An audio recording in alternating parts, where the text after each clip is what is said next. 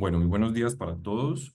Mi nombre es Paul Vélez Taborda. Yo soy residente de segundo año del programa de oftalmología de la Pontificia Universidad Javeriana, sede Cali. Hoy vamos a tratar el tema de patología ocular en el síndrome de Marfan. El síndrome de Marfan es importante describirlo. Es un trastorno hereditario del tejido conectivo que afecta a muchos sistemas en el cuerpo humano y fue descrito inicialmente por el doctor Anthony Marfan, que fue un pediatra francés, el cual observamos a la derecha de la diapositiva. Esta enfermedad afecta principalmente las articulaciones, el corazón, el esqueleto, la piel, pero también lo que nos compete a nosotros, que son los ojos. Cuenta con una incidencia de 1 en 3.000 a 5.000 personas y la confirmación diagnóstica se realiza mediante pruebas genéticas que han avanzado mucho a lo largo de las décadas. Aunque los problemas mortales causados sin duda alguna por el síndrome de Marfan tienen que ver con el corazón y los vasos sanguíneos, es muy frecuente que estos pacientes sean detectados inicialmente por el oftalmólogo. Estos problemas oculares, que pueden ser bastante importantes, se pueden controlar mediante seguimiento regular, observación regular, aunque a menudo algunos de ellos van a requerir cirugía dependiendo de la presentación clínica de nuestros pacientes.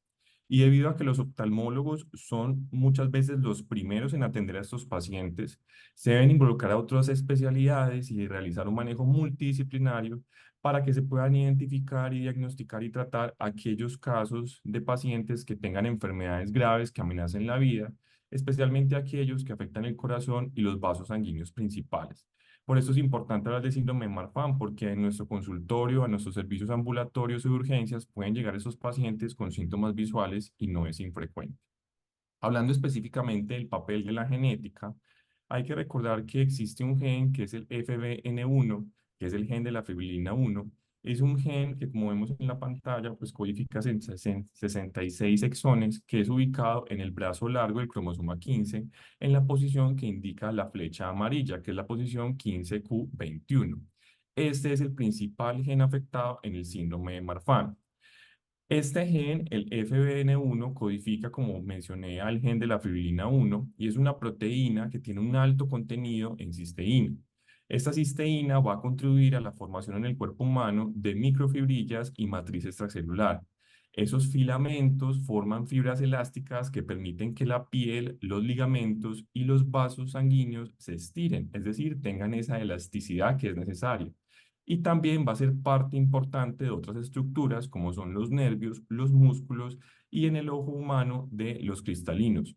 Otra característica importante es que este papel de las microfibrillas es importante en la regulación del TGF-beta, que es un factor de crecimiento que en última instancia va a ayudar a controlar el crecimiento y la proliferación de células y también a la diferenciación celular y autodestrucción de las mismas. Además de todo esto que les acabo de mencionar, la fibrilina también la vamos a encontrar en tres componentes muy importantes de nuestro ojo, que son la membrana basal corneal, la esclerótica y las fibras zonulares. Y estas tres características van a ser la presentación clínica de nuestros pacientes a nivel ocular. El síndrome de Marfan, hablando específicamente del patrón de herencia, es más comúnmente una enfermedad genética heredada con un patrón de herencia autosómico dominante. Cuando uno de los progenitores tiene el síndrome de Marfan, hay una probabilidad del 50% en que un hijo tenga la enfermedad. Y cada hijo recibe dos genes, FBN1, uno de cada progenitor. Los niños que reciben un gen FBN1 con una mutación de uno de sus progenitores tendrán el síndrome de Marfan, incluso si el otro progenitor les transmite un gen FBN1 completamente normal. Sin embargo, es importante recordar que estas enfermedades, especialmente aquellas que tienen este patrón de herencia autosómico dominante, como lo es el síndrome de Marfan, están sujetos a dos conceptos muy importantes, que es la pleiotropía y la expresividad variable. Cuando hablo de pleiotropía, se describen aquellos genes que contribuyen a múltiples efectos fenotípicos, mientras que cuando hablo de expresividad variable, básicamente se describe un fenotipo que varía entre individuos con el mismo genotipo. Entonces, esto es lo que explica que los miembros de una misma familia que tienen el mismo genotipo de Marfan están sujetos a varias presentaciones clínicas, es decir, a una alta variedad de fenotipos. Y esto también ayuda a explicar el por qué los pacientes se presentan en diferentes etapas de la vida con presentaciones clínicas variables, y es lo que a veces nosotros no entendemos con muchos de estos pacientes que se presentan con diagnósticos en diferentes partes de su vida y con presentaciones clínicas bastante diversas que van desde leves hasta de compromisos bastante severos. El síndrome de Marfan exhibe un amplio espectro de fenotipos que abarca desde características clínicas leves hasta enfermedades multisistémicas que tienen rápidas progresiones. Las manifestaciones no oculares las vemos en la diapositiva. Nos enfrentamos con la estatura alta, tórax en embudo, tenemos también escoliosis, articulaciones hipermóviles, dilatación o disección o aneurisma aórtico, prolapso de la válvula mitral, aracnodactilia, entre otras características que podemos encontrar en nuestros pacientes y son derivados de esa misma fisiopatología que ya explicamos. Igualmente, en los pacientes con Marfan vamos a presentar hasta en el 80% de ellos síntomas oculares, en donde el 50 al 80% de los pacientes con síndrome de Marfan van a experimentar la ectopia lentis, que lo vamos a ampliar un poco más adelante. Estos pacientes también pueden manifestar altas miopías asociados a astigmatismos, longitudes axiales aumentadas, iridodonesis y facodonesis, desprendimientos de retina, pupila pequeña y poco dilatada, disminución de la curvatura corneal y adelgazamiento escleral. Hablemos un poco de las más importantes. Específicamente sobre la ectopia lentis, recordemos que el cristalino humano mantiene su posición natural detrás del iris mediante o gracias a las fibras sonulares. Esas fibras sonulares las podemos observar en la diapositiva con la flecha amarilla. Digamos que juntos, tanto el cristalino ecuatorial como el cuerpo ciliar van a formar una estructura en forma de anillo. Las fibrilinas son el principal componente macromolecular de las fibras sonulares y el más abundante de ellos es la fibrilina 1. Recordemos que la alteración en el gen FBN1 produce una importante alteración en la estructura de este gen y en la estructura de esta proteína, y la función entonces lleva a una disfunción sonular causando la ectopia lentis, la cual observamos también en la imagen, que es ese desplazamiento, en este caso superotemporal del cristalino de su ubicación anatómica normal. La ectopia lentis la vamos a definir como una ubicación anormal del cristalino a medida que se mueve desde su posición natural. Sin embargo, también tenemos los conceptos de subluxación, que es cuando se encuentra el cristalino en el plano pupilar, y luxación si el cristalino se mueve más allá, ya sea al segmento anterior o al segmento posterior del ojo. La ectopia lentis la vamos a encontrar entre el 50 al 80% de los pacientes con síndrome de Marfan. Y el hallazgo más frecuente es la iridodonesis, que es cuando observamos en el examen oftalmológico esa vibración del iris con el movimiento ocular. E igualmente vamos a detectarlo generalmente de manera temporal y superior. Sin embargo, hasta el 20% de los casos no van a presentar este desplazamiento superior y los vamos a encontrar generalmente de manera bilateral, pero estos se van a presentar de manera asimétrica. Es decir, muy probablemente vamos a encontrar un ojo con una ectopia lentis de un grado un poco mayor eh, frente al contralateral. Aquí observamos en la imagen de la derecha, entonces una importante ectopia lentis con desplazamiento importante del cristalino, donde podemos observar la integridad de las fibras sonulares, que es algo muy importante que debemos describir en nuestro examen oftalmológico. Hay cuatro formas a las cuales nos podemos enfrentar en la ectopia lentis. La primera es la ectopia lentis aislada. Esto se da a partir de una herencia autosómica recesiva. La ectopia lentis epupilae, que se presenta a través de una herencia autosómica recesiva. También se puede presentar la ectopia lentis como parte de una disgenesia ocular asociada a mutaciones como la aniridia y las mutaciones del ADAMS18, y como parte de síndromes sistémicos, que es de los que nos compete en este momento, como el síndrome de Marfan, que representa una herencia autosómica dominante, como lo hablamos. El desplazamiento del cristalino puede variar desde una sutil inclinación posterior, que sea inclusive difícil valorar durante el examen oftalmológico, a una franca dislocación e inclusive a una luxación a cámara anterior. Cuando observamos un paciente con pupila no dilatada, podemos observar entonces la ectopia del lente, en este caso hacia temporal, en donde se observa una pupila casi 100% afáquica con un resto de cristalino que se puede observar cerca del 15, el 20% hacia la región temporal y nos hace el diagnóstico de la ectopia lentis. Ya con nuestro paciente dilatado podemos observar no solamente una inclinación del cristalino que no concuerda con el haz de la lámpara de hendidura y adicionalmente a eso un 50% de dislocación del mismo hacia temporal. Nos podemos enfrentar con varias circunstancias, entre ellas los pacientes pueden asociarse a una entidad que se llama la microesferopaquia.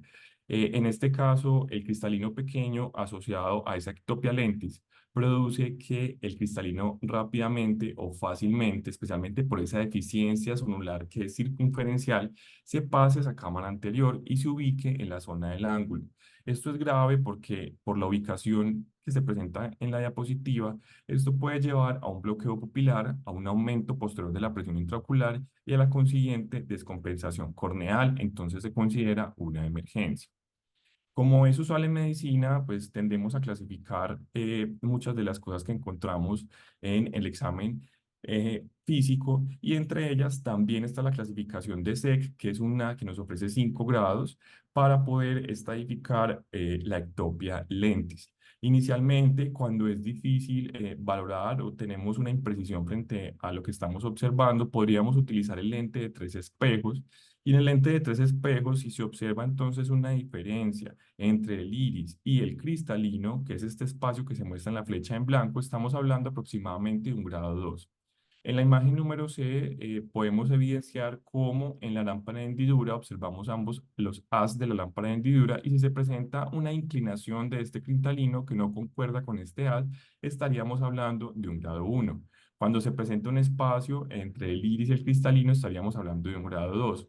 Y ya cuando hacemos entonces este tipo de cortes con la lámpara de hendidura, cuando ya el cristalino tiene, digamos, una dislocación un poco más amplia, podemos observar entonces en el grado 3 cómo este se dirige hacia superior y hacia temporal.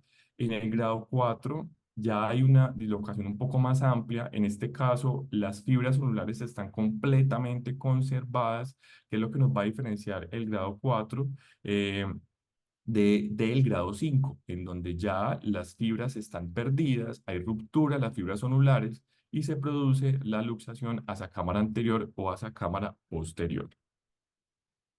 Perfecto. Entonces, la ectopia lentis generalmente va a ser asintomática, particularmente si es muy leve y si no afecta el eje visual.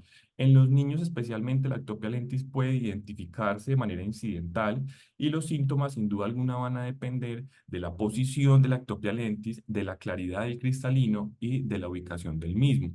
Los lentes ectópicos es importante conocer que son propensos a sufrir cataratas tempranas lo que podría ayudar a que el paciente experimente daños visuales o disminución de la agudeza visual de manera temprana, más allá que por la ectopia lentis, por la catarata temprana que empieza a generar. Los pacientes con Marfan generalmente conllevan a errores refractivos. Es la miopía el más común en este tipo de pacientes. Inclusive en los criterios diagnósticos que vamos a ver un poco más adelante, la miopía es un criterio que da un punto para el diagnóstico del síndrome de Marfan. Los pacientes con síndrome de Marfan desarrollan miopía secundaria al aumento de la longitud del globo. Recordemos que la fibrina 1 también es un componente importante de la esclerótica y que participa en esta elasticidad que debe tener la, esta parte anatómica.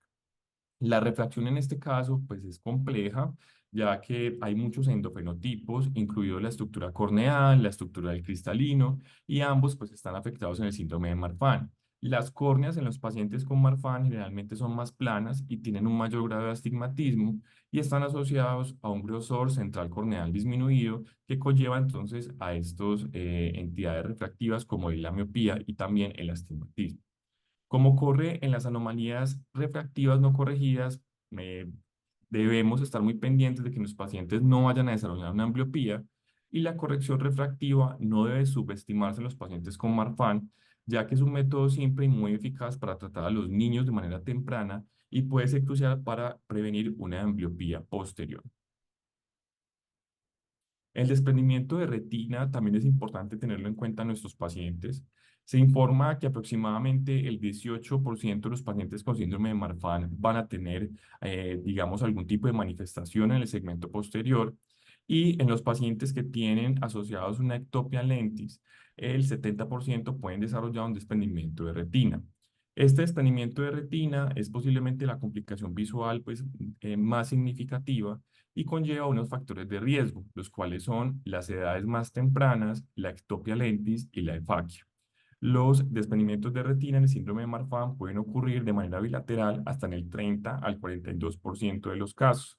Lo que definitivamente no está claro es si estos riesgos aparentes de desprendimiento de retina están en relación directa con el aumento de la miopía axial en la población con síndrome de Marfan o si es un riesgo inherente a las mutaciones en FBN1. Lo que sí tenemos claro es que el síndrome de Marfan no se presenta con una lesión vitreoretinal o con una vitreoretinopatía clara. Es más, entonces, esa disyuntiva en si se presentan estos desprendimientos asociados a esas longitudes axiales altas, a esas miopías altas o secundarias, definitivamente algún trastorno específico que conlleve a la alteración del FBN1 y de esta manifestación en el polo posterior. Con respecto al glaucoma, es un hallazgo común en los pacientes con síndrome de Marfan. El glaucoma primario de ángulo abierto, sin duda alguna, es el más frecuente.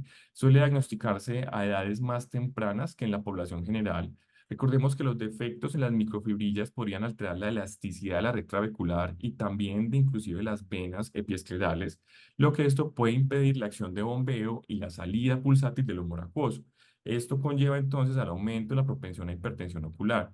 Además, las alteraciones en la distensibilidad de la esclerótica pueden tener un impacto en la lámina cribosa y por tanto, pues también podría haber una vulnerabilidad allí de las células ganglionares tan importantes en el proceso fisiopatológico del glaucoma. No podemos olvidarnos que el cierre angular también es una condición que nosotros podemos encontrar en el síndrome de Marfan, especialmente en aquellos pacientes que tienen una luxación del cristalino hacia cámara anterior con una ubicación del mismo en el ángulo que puede conllevar a un bloqueo pupilar y debe ser tratados de manera urgente. El estrabismo puede estar presente hasta en el 19% de los pacientes con Marfan versus el 3 al 5% de la población general.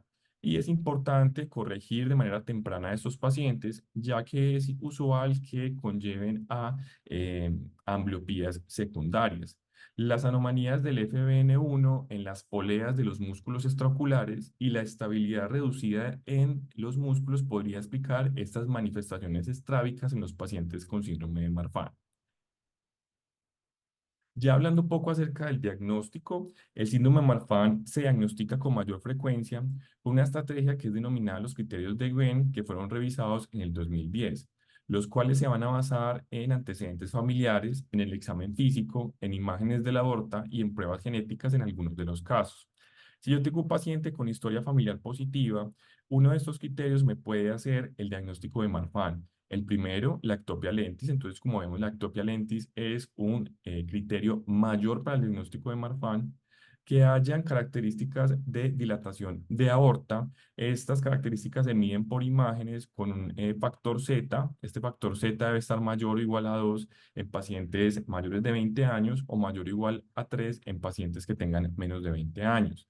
Y el tercer criterio es, en una lista de síntomas sistémicos, tener más de 7 puntos, mayor o igual a 7 puntos, que ya las vamos a revisar.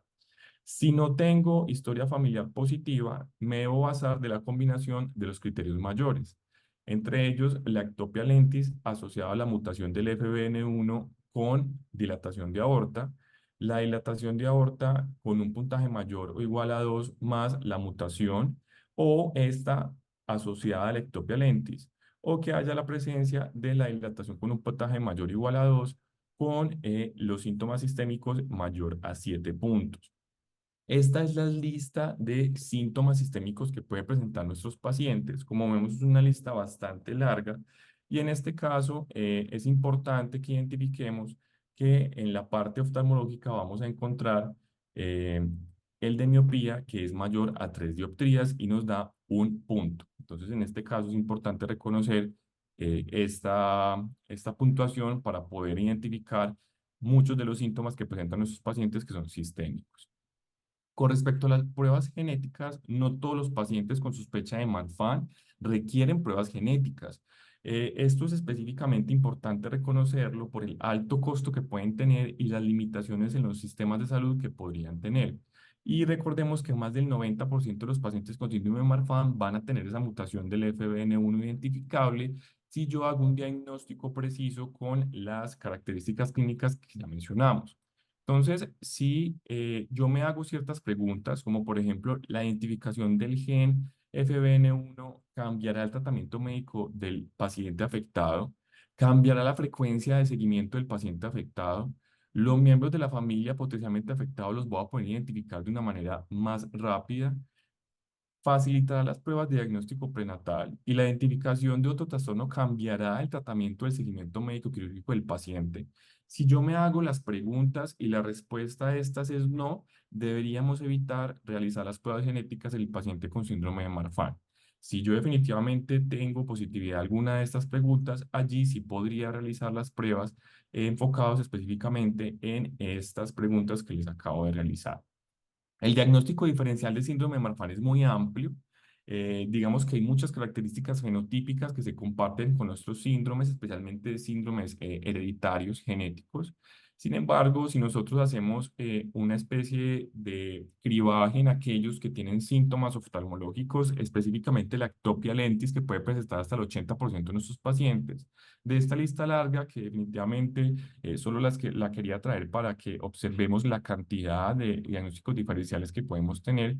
Quiero resaltar tres muy importantes, que es el síndrome de Weill-Marchesani, el síndrome de ectopia lentis y el síndrome de homocisteinuria, que vamos a tratar muy cortamente cada uno de ellos.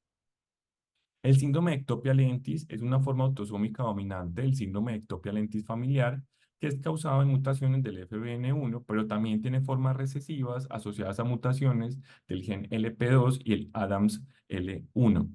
Los criterios revisados de WEM, que también son los mismos que observamos para Marfan, básicamente se basan en la ectopia lentis asociada o no a características sistémicas y asociados o no a una mutación sistémica en FBN1 que no esté asociada a dilatación aórtica o a ninguna mutación en el FB1.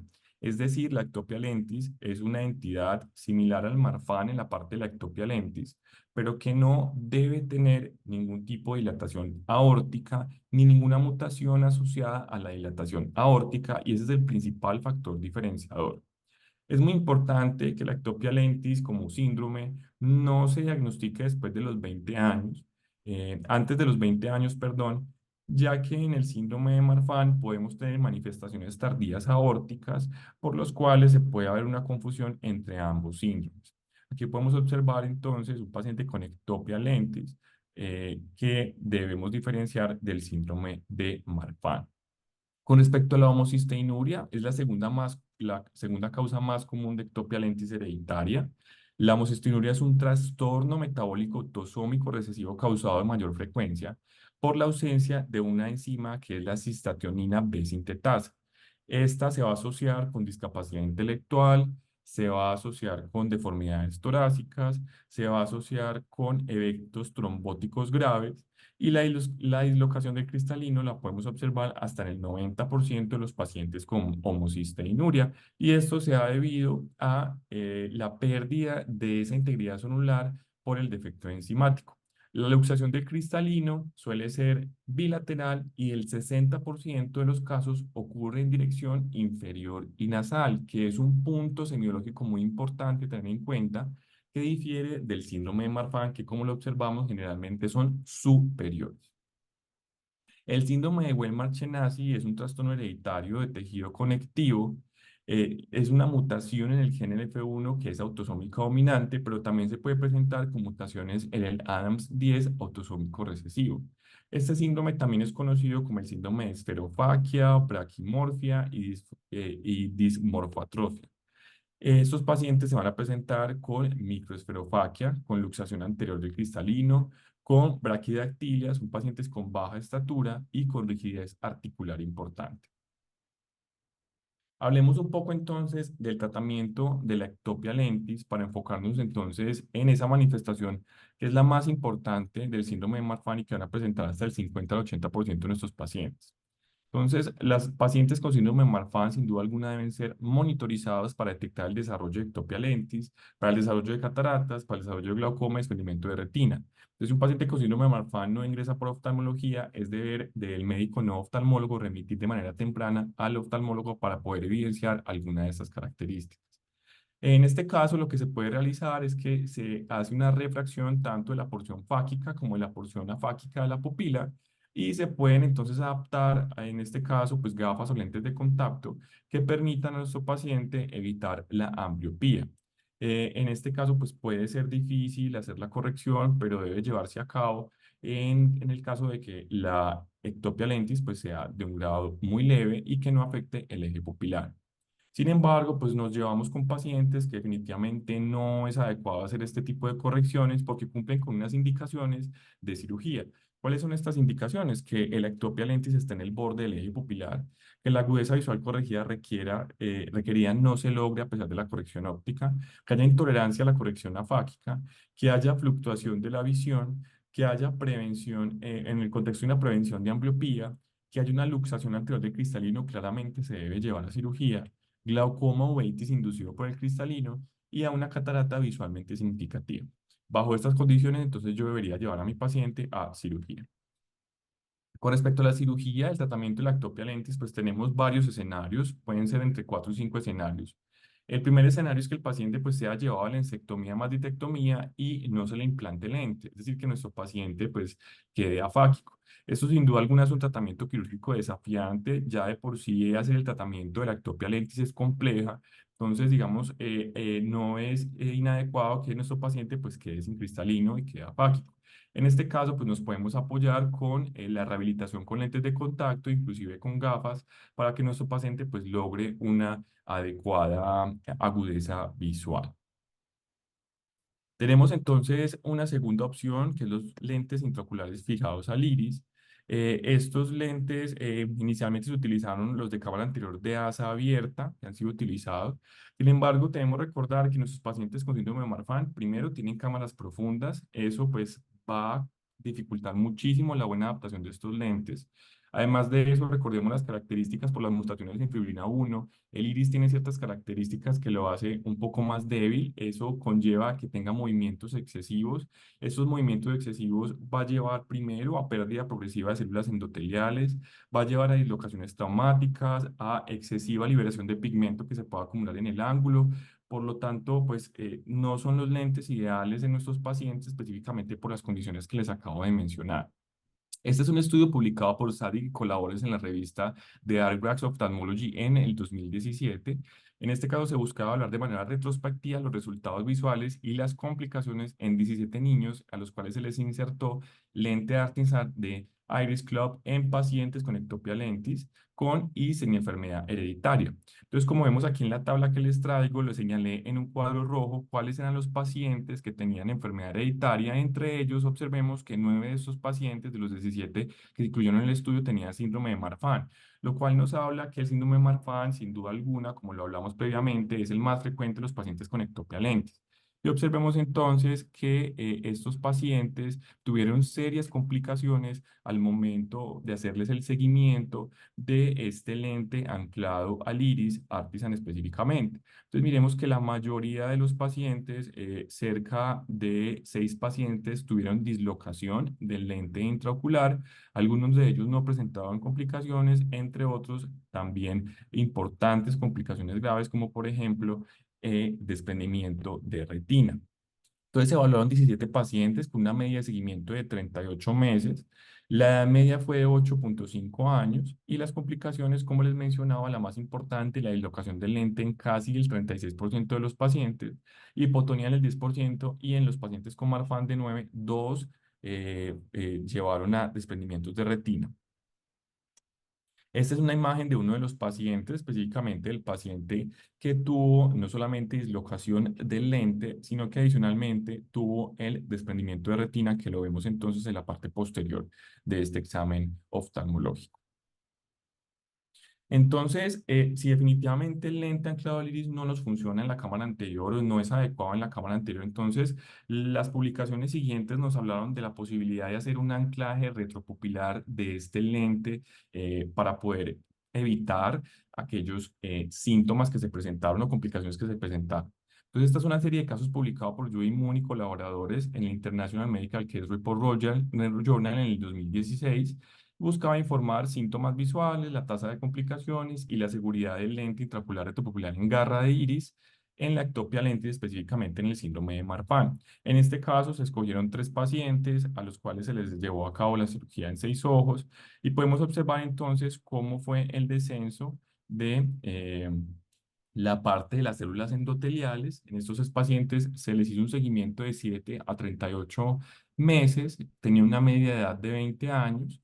Estos pacientes tuvieron una tasa de pérdida de células endoteliales de 9,16% en los 6,66 meses de seguimiento promedio. Y adicionalmente a eso, no hubo complicaciones importantes asociadas intraoperatorias o en el seguimiento. Hay varias particularidades en este estudio. Primero, el seguimiento fue mucho más corto que en el estudio anterior, en el de anclaje de iris anterior.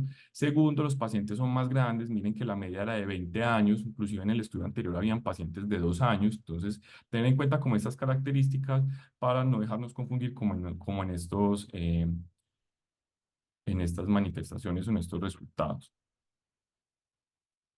Básicamente aquí podemos observar cómo se hace específicamente ese anclaje.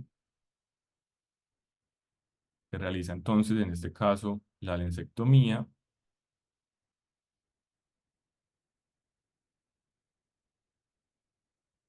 Posterior a hacer toda la cirugía, entonces, con ayuda farmacológica se cierra la pupila, se implanta el lente, en este caso en cámara anterior,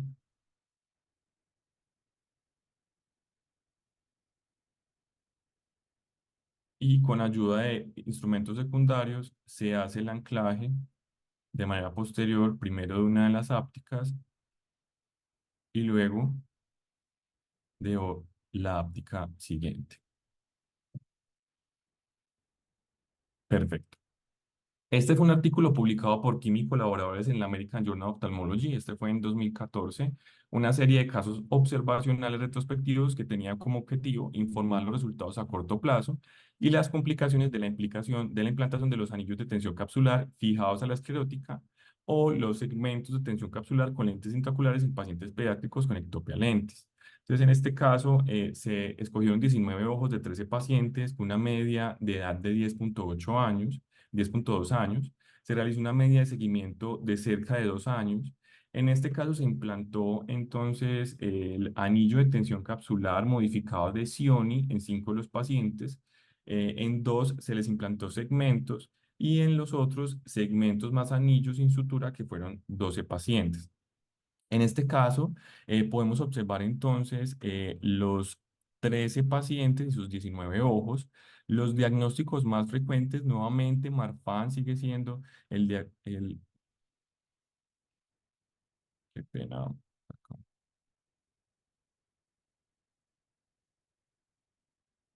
tenemos la diapositiva.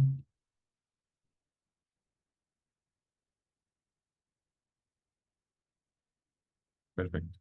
Entonces, como vemos, el síndrome de Marfan fue el más frecuente en el diagnóstico de estos pacientes y adicionalmente a eso observemos que básicamente ninguno de los pacientes o muy pocos fueron los que se libraron de síntomas asociados como complicaciones, como lo fueron opacificación de la córnea posterior, del, de la cápsula posterior en 11 de los ojos llevados a capsulotomía, inclusive 3 pues tuvieron que ser llevados a vitrectomía posterior en este caso.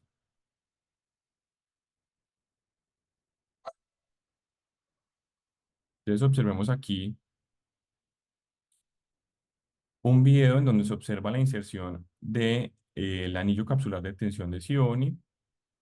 Pues inicialmente se hace entonces la ruptura de esa cápsula anterior, con ayuda de un instrumento se hace estabilización para poder llevar a cabo la rexis. Con ganchos de tensión capsular, entonces se lleva la bolsa capsular de manera central para poder llevar a cabo con dos ganchos, llevar a cabo la extracción del cristalino. Posteriormente en la bolsa se va a implantar entonces el anillo de tensión capsular de Sioni modificado.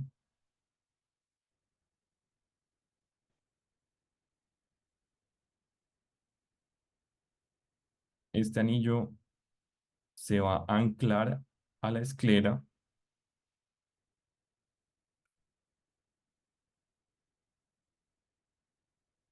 ayudado de las dos esclerotomías, se ancla a la esclera. Nuevamente nos vamos a apoyar de los ganchos de tensión capsular para implantar el lente intraocular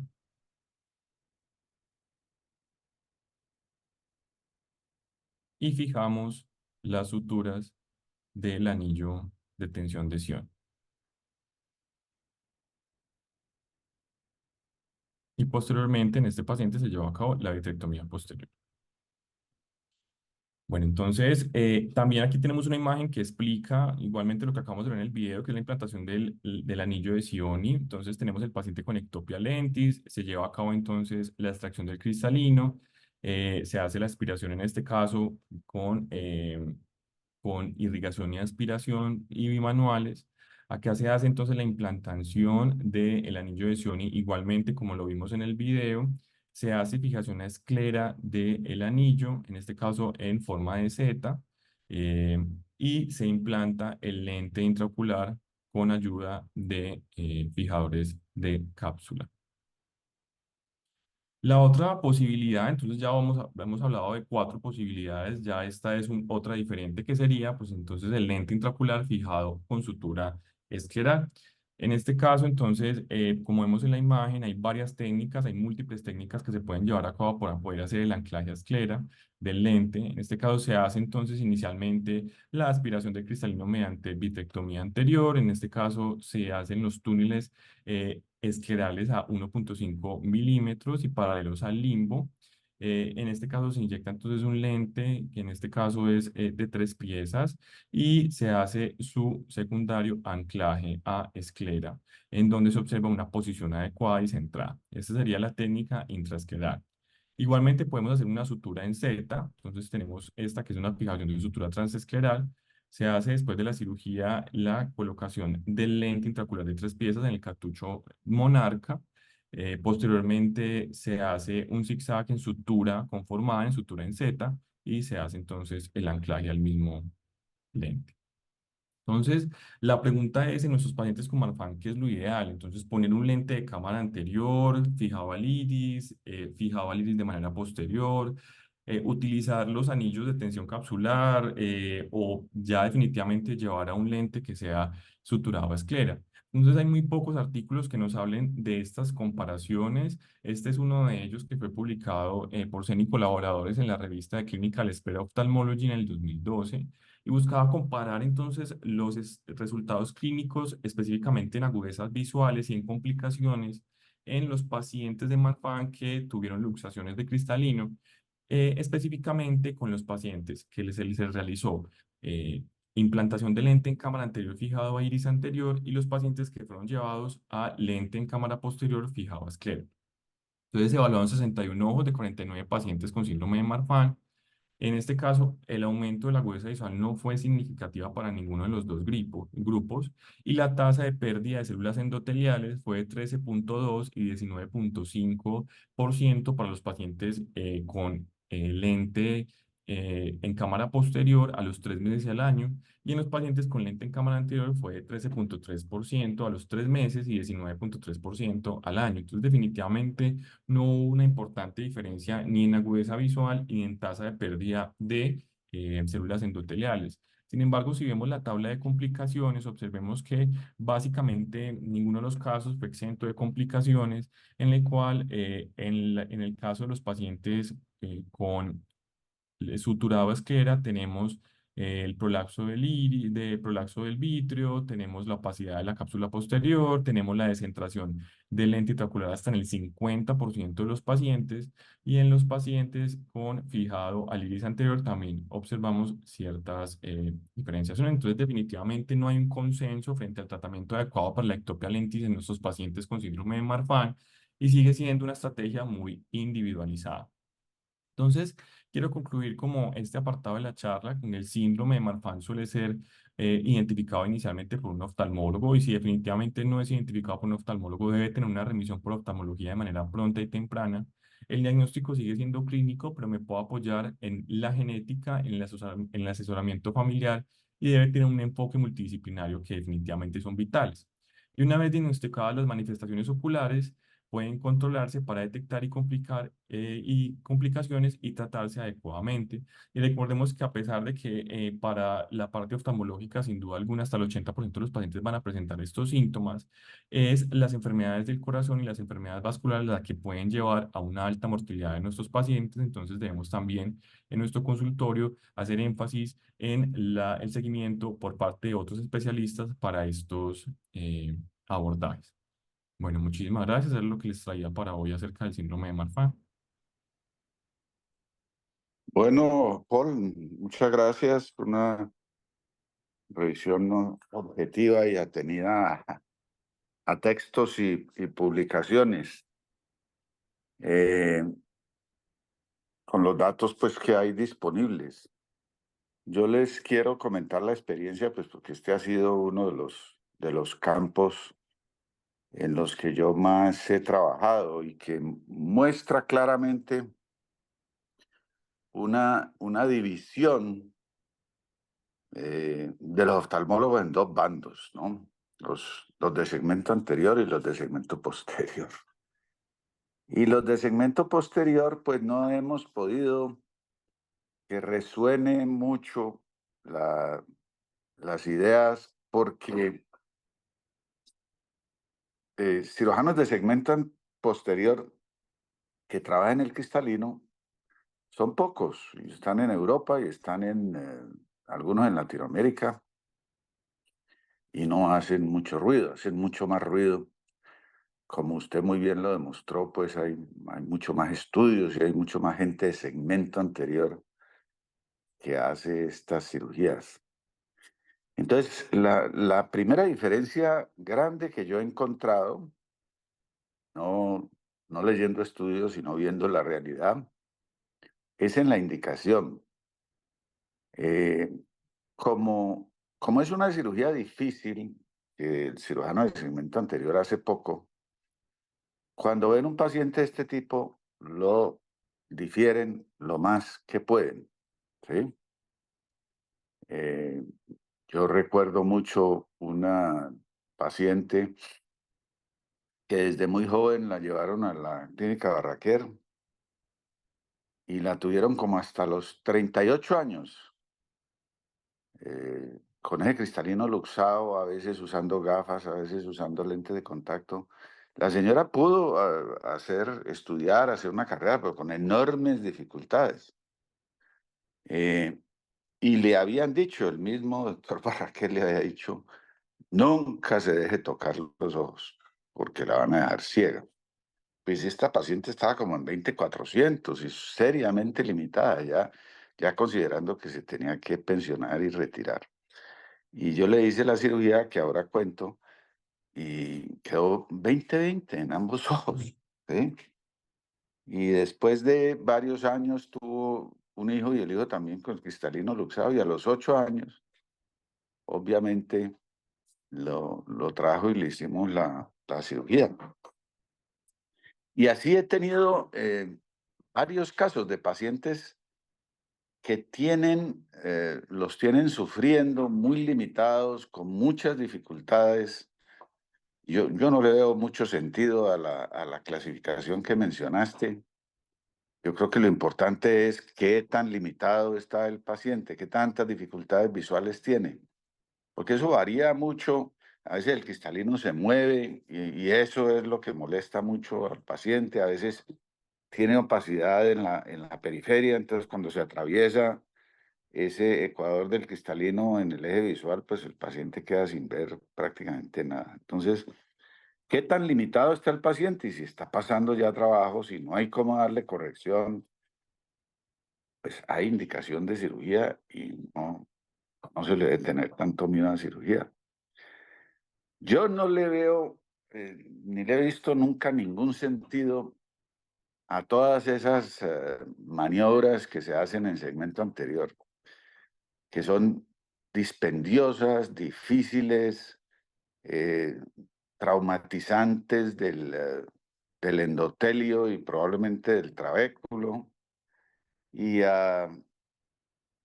y además, no, yo estoy seguro que no tan efectivas. Yo no he visto seguimientos de largo plazo. Recuerdo mucho, el campeón de esto, pues ustedes deben saber, es Ike Ahmed. No sé si te encontraste videos de Ike Ahmed que muestra pues todas las gracias y maniobras. Inclusive coge un cristalino tirado atrás, o sea, totalmente luxado y lo sube, lo acomoda, lo engancha, y le hace todas estas cosas. Y con un cristalino subluxado en un Facocaribe hizo pues un show de cómo hacía él esta cirugía, hacerla con faco, vía anterior, enganchar la cápsula, como mostraste en el video.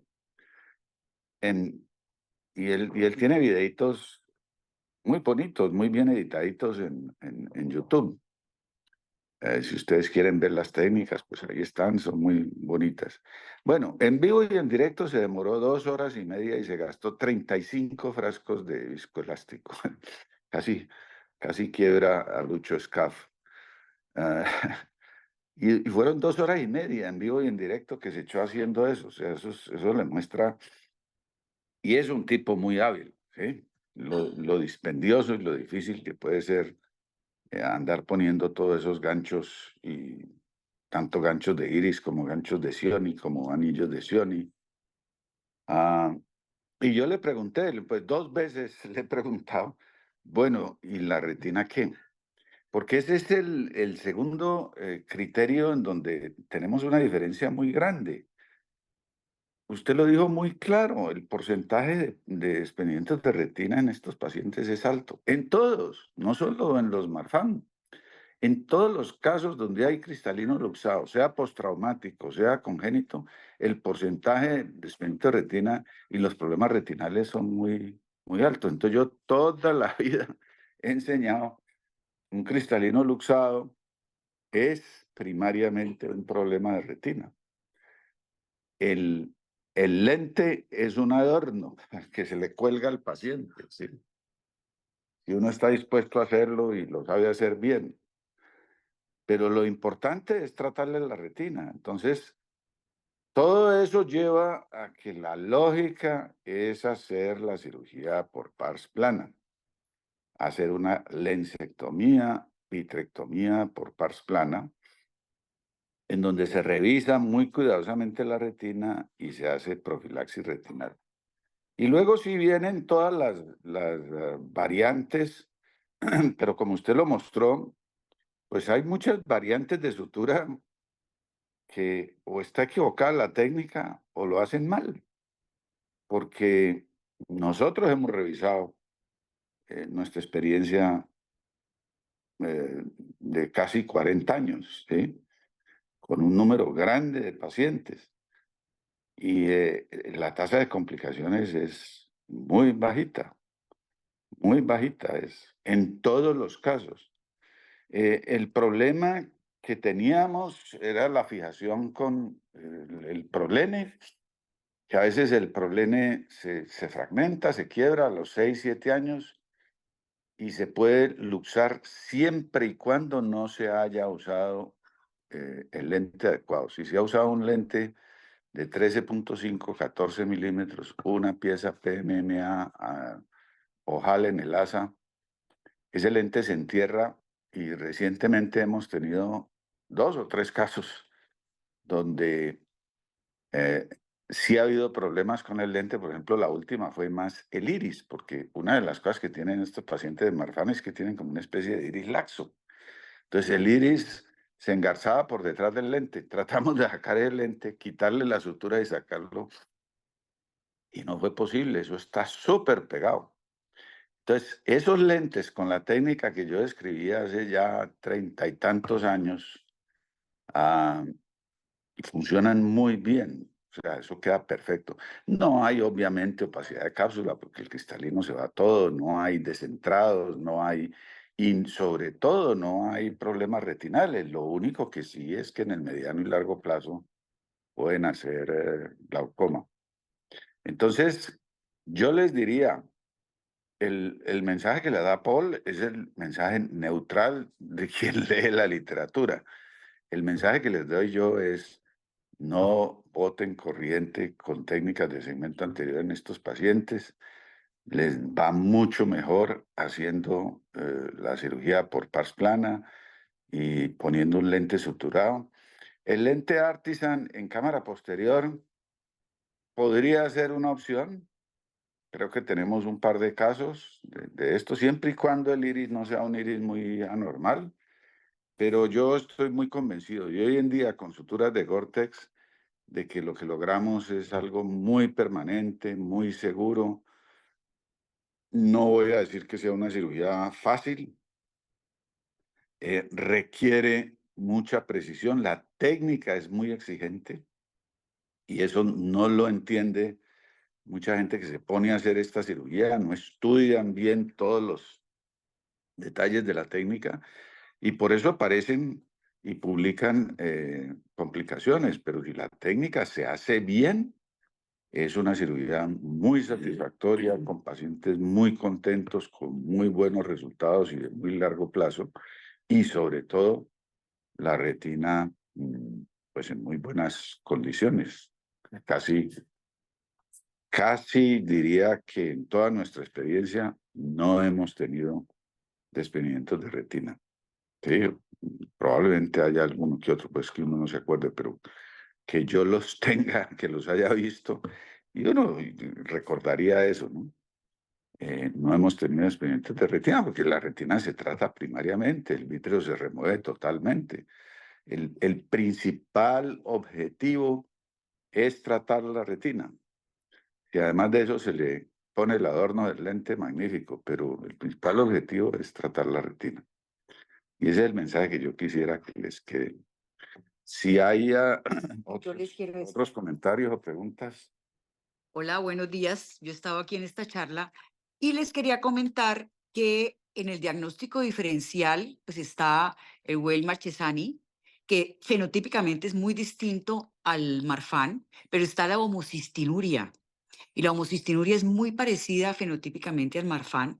Nosotros tuvimos una niña con Alberto que se le trató, inicialmente se le operó un ojo, se le puso el lente fijado a la esclera, funcionó muy bien por muchos años, y luego le operamos el otro ojo con un lente de Artisan, pero en el intermedio, la niña, teníamos el diagnóstico de Marfan, y era Marfan, realmente no hicimos ninguna prueba bioquímica ni en orina ni nada para descartar la homocistinuria. En el intermedio, la niña presentó un cuadro psicótico severo, la empezaron a tratar y a la psiquiatra se le ocurrió, cuando vio lo de Marfan, ver el diagnóstico diferencial y le pidió las pruebas y era una homocistinuria. Le empezaron a dar tratamiento con piridoxina, con vitamina B6, y la paciente mejoró notoriamente y se mejoró, o sea, desapareció el cuadro psicótico. Estaba haciendo aparentemente unos fenómenos trombóticos cerebrales muy pequeños que le producían eso. Entonces es para lanzar ese bombillo rojo de que cada vez que ustedes tengan un paciente que dice, no, esto es un Marfan, mírelo, tiene la aracnodartilia, tiene la alta, la luxación del cristalino, tiene esto, tiene lo otro, piensen en ese otro diagnóstico. Bueno, Muchas gracias, doctora. bueno, gracias, muy bien, Paul. ¿Alguna pregunta para Paul, para mí? ¿Algún comentario? Hola Doc, hola Paul, Sí, hola. Em, Ay, pues muy buena la charla, me gustó mucho todo lo que mostraste, Paul. Pues de la experiencia suya, Doc, nos ha ayudado muchísimo para nosotros tomar decisiones de cuál es la mejor técnica y pues estoy de acuerdo, es retador, son pacientes que tienen sus ojitos con muchos cambios, con muchas características diferentes a lo habitual. Yo he tenido casos con desprendimiento de retina, pues que mostró Paul, he tenido varios y me ha parecido, Doc, que la cirugía para el desprendimiento de retina de estos pacientes es también, o sea, también tenemos que ver cosas diferentes porque se redesprenden. Me han llegado pacientes que se han redesprendido 3 veces en otro lado y llegan acá a la cuarta cirugía, toca dejarles el silicón permanente, si se los quito vuelve y se desprende. Bueno, como que los mecanismos de adhesión de su retina están alterados porque por alguna razón tienen muchos o tienden a tener redesprendimientos frecuentes. ¿Qué sugerencia nos da, doctor, para estos pacientes con desprendimiento de retina y Marfan? Sí, ahí obviamente estamos hablando ya del tema de desprendimiento de retina una vez que se presenta, que ese es todo un capítulo aparte. Lo anterior, lo que mencioné anteriormente, se refería solo a cristalino luxado y a prevenir el desprendimiento de retina. Pero obviamente muchos de estos pacientes llegan ya con la retina desprendida, inclusive llegan con la retina desprendida porque les han hecho una cirugía de segmento anterior que no tiene en consideración el vítreo. Hay una cantidad de restos capsulares, una cantidad de opacidades que dificultan, como vieron en una de las cirugías, la rexis la hacen pequeñita para poder manipular esa cápsula anterior. Entonces se forma un anillo de contracción que opaca y dificulta la cirugía de retina. Entonces, pues a mí eso me ha demostrado muy claramente el error que significa enfocar estos pacientes como pacientes de un problema cristaliniano, ¿sí? Se centran a arreglar el cristalino y no se ocupan de la retina y luego se les desprende la retina, que como dice Beatriz, una vez que llegan con la retina desprendida y si encima tienen una cirugía en segmento anterior que no deja ver, aparte de que las pupilas no dilatan bien, pues son un verdadero reto. No, yo diría que el problema principal de estos pacientes es que son jóvenes y que son miopes, ¿sí? Entonces son ojos grandes y jóvenes y yo creo que comparten muchos de los problemas de los jóvenes miopes, que si no se hace una vitrectomía muy bien hecha en la cirugía primaria, pues tienden a hacer bandas y contracciones del vítreo que los lleva a nuevos desgarros. El otro problema es que por el hecho de tener el cristalino luxado con mala visión, operados o no operados, pues estos pacientes se dan cuenta tardíamente de su desprendimiento de retina. Entonces es mucho más frecuente ver desprendimientos de retina tardíos, con largo tiempo de evolución. Y todos sabemos que eso es un lío, pues que el desprendimiento de retina, usted combínele vítreos muy anormales, ojos grandes y tiempo de evolución, y tiene muy garantizada la proliferación vitreoretinal. Y una cosa peor que yo considero que es proliferación o contracción retinal, ¿sí? En algunos casos de PBR ya no es en la superficie de la retina, ya no es por detrás de la retina, es la retina en sí la que se contrae.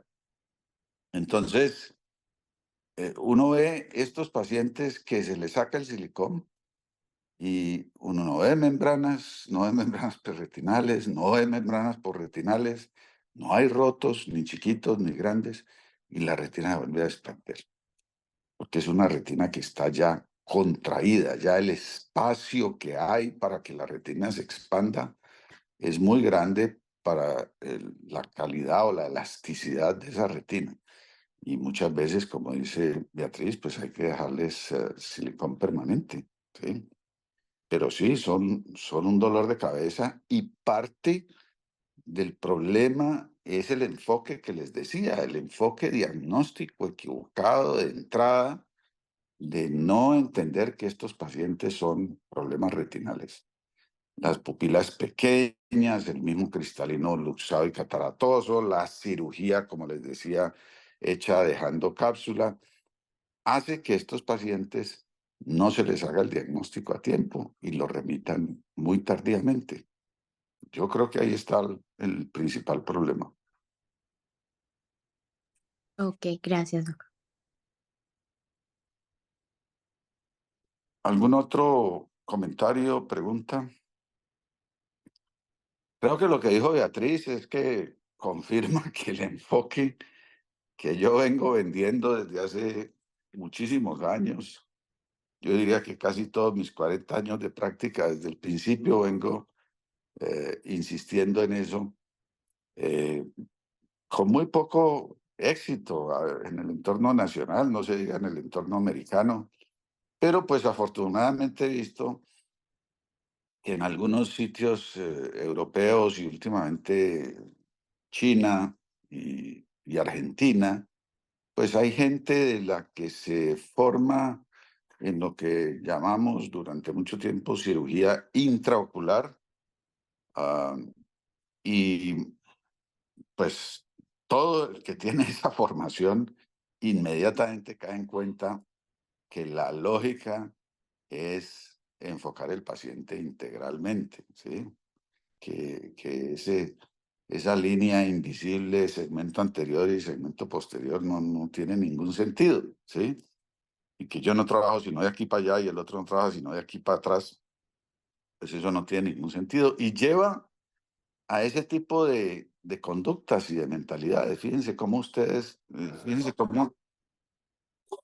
un enfoque conceptual, casi que filosófico, de entrada equivocado, lleva a que tomemos decisiones y tengamos actuaciones y terapias que son claramente equivocadas, ¿no?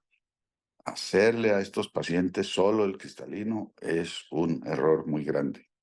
Sin embargo, pues ahí están los famosos y los importantes mostrando sus videos y sus cosas, y es lo que todo el mundo trata de repetir y hacer sin meterle mucho pensar ni mucho sentido a qué es lo que hay que hacer con estos ojos y con estos pacientes.